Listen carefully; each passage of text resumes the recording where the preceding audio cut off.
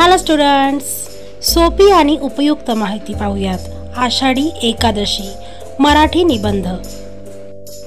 एकादशीची विशेष माहिती जाणून घेऊयात। सर्वप्रथम पीकेस लर्निंग मध्ये तुमचे सहर्ष स्वागत आहे आणि अशाच नवनवीन उपयुक्त व्हिडिओसाठी चॅनलला नक्की सबस्क्राइब करा for English and Marathi students. आषाढ महिन्यातील शुक्ल पक्षात येणाऱ्या एकादशीला देवशयनी आषाढी एकादशी असेही म्हणतात। संपूर्ण वर्षातील 24 एकादशींपैकी महत्त्वाची आणि प्रसिद्ध एकादशी मानली जाते। असे मानले जाते ह्या दिवशी श्री भगवान विष्णू क्षीरसागरात शेषेवर योगनिद्रेत जातात, म्हणजेच ते संपूर्ण 4 महिने झोपतात आणि कार्तिक शुद्ध एकादशीला म्हणजे ज्याला प्रबोधिनी एकादशी असेही म्हणतात, ह्या दिवशी ते पुन्हा जागृत होतात। आषाढी एकादशी वारकरी संप्रदायातील प्रसिद्ध आणि महत्त्वाची एकादशी मानली जाते। म्हणूनच संपूर्ण महाराष्ट्रातील लाखो संख्येने वारकरी मंडळी महिनाभर आधीच पंढरपूरच्या दिशेने पदयात्रेसाठी निघतात। ह्या पदयात्रेलाच वारी असे म्हणतात। हा उत्सव आषाढी उत्सव म्हणून ओळखला जातो। वारी म्हणजे केवळ आळंदी ते देहू चालत जाणे नाही, तर वारी म्हणजे आपल्या इष्टदेवतेच्या दर्शनासाठी विशेष तिथीला चालत जाणे। पंढरपूरची वारी म्हणजे वर्षानुवर्षे पिढ्यानपिढ्या चालत आलेला हा महाराष्ट्राचा पवित्र, पारंपरिक आणि महान उत्सव आहे। एक भक्तिमय सोहळा आहे।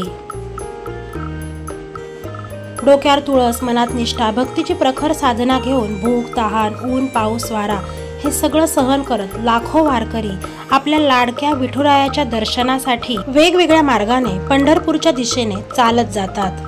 ह्या वारीत अनेक भक्तीचे रूपे, अढळ श्रद्धा बघायला मिळते।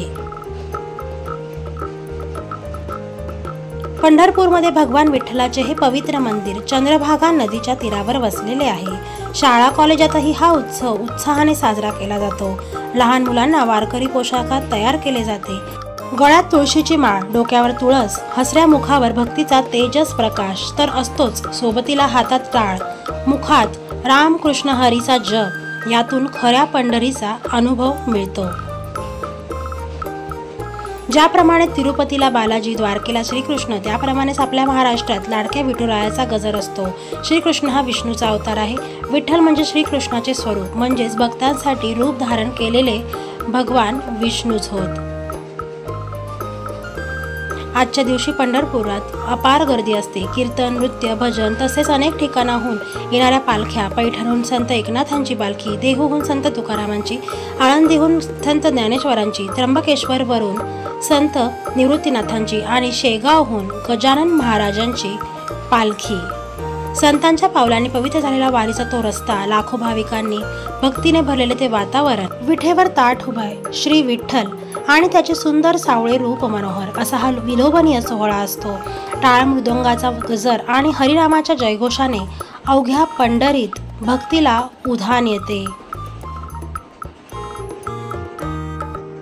वारकरी पंथाच्या सकल संतांनी विठ्ठल भक्तीचा हा ज्ञानदीप घराघरात प्रज्वलित केला, कारण श्री विठ्ठल आपल्या भक्ताची आतुरतेने वाट पाहणारा देव आहे। तसेच सेवा करणाऱ्या भक्ताच्या न मागताही सर्व मनोकामना पूर्ण करणारा देव आहे।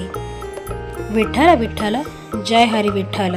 तर आषाढी एकादशी विषयी ही सोपी आणि सुटसुटीत माहिती तुम्हाला नक्कीच उपयुक्त ठरेल। Thanks for watching. हा व्हिडिओ जर तुम्हाला आवडला तर नक्की लाईक करा, शेअर करा आणि अशाच नवनवीन उपयुक्त एज्युकेशनल व्हिडिओसाठी चॅनलला नक्की सबस्क्राईब करा। धन्यवाद।